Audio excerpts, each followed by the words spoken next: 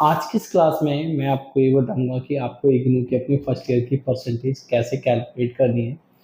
क्योंकि इग्नू में first year का रिजल्ट आता नहीं है, सिर्फ सेकेंड ईयर की और फर्स्ट ईयर की जो हमारी मार्कशीट होती है। आप बीए कर रहे हो तो फर्स्ट सेकंड थर्ड तीनों साल की इकट्ठी आएगी, और अगर आप मास्टर्स कोर्स करो तो 2 साल की इकट्ठी आती है। ठीक है, तो इसको कैलकुलेट करने के लिए देखो दो चीज़ें हैं। पहली चीज़ तो ये है कि एक आपके एग्ज़ाम फाइनल एग्ज़ाम है उसके मार्क्स होंगे, और दूसरा आपके असाइनमेंट के मार्क्स होंगे। तो ये आपके फाइनल एग्ज़ाम के मार्क्स हैं जो कि 100 में से दिए गए हैं, और ये आपके असाइनमेंट के मार्क्स हैं। ये सब्जेक्ट है, मान लीजिए first subject, second subject, third subject, fourth subject, fifth subject और सिक्स्थ सब्जेक्ट।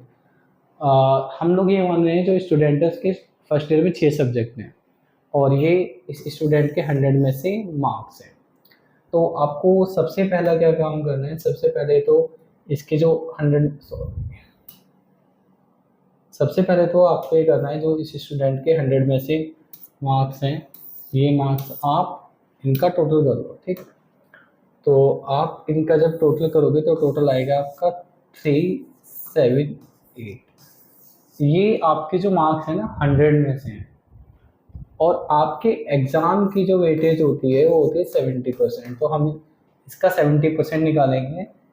इसका 70% निकालने के लिए आपको क्या करना है, इसका 70% निकालने के लिए जो 378 है आपका, इसकी आप 0.70 से मल्टीप्लाई कर देना।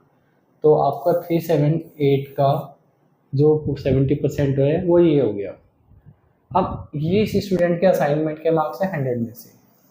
ठीक है, तो ये मार्क्स है 100 में से, आप इसका टोटल करना। इसका टोटल आ गया है आपका 550, और असाइनमेंट की जो वेटेज होती है वो 30% होती है, आपको उसका 30% निकालना है। इसका 30% निकालने के लिए आपको क्या करना है, आप ये जो आपका 550 है इसकी 0.30 से मल्टीप्लाई कर देना। तो जो हमारा 550 था इसका 30% कितना आ गया है, 165। तो ये आपके फाइनल मार्क्स का 70%, ये आपके असाइनमेंट के मार्क्स का 30%। दोनों को ऐड कर लेना, जितने भी नंबर ऑफ सब्जेक्ट हो, जैसे यहाँ पे स्टूडेंट के 6 सब्जेक्ट्स हैं, ठीक है, उतने ही सब्जेक्ट से आपको डिवाइड करना है, आपकी परसेंटेज निकल के आ जाएगी।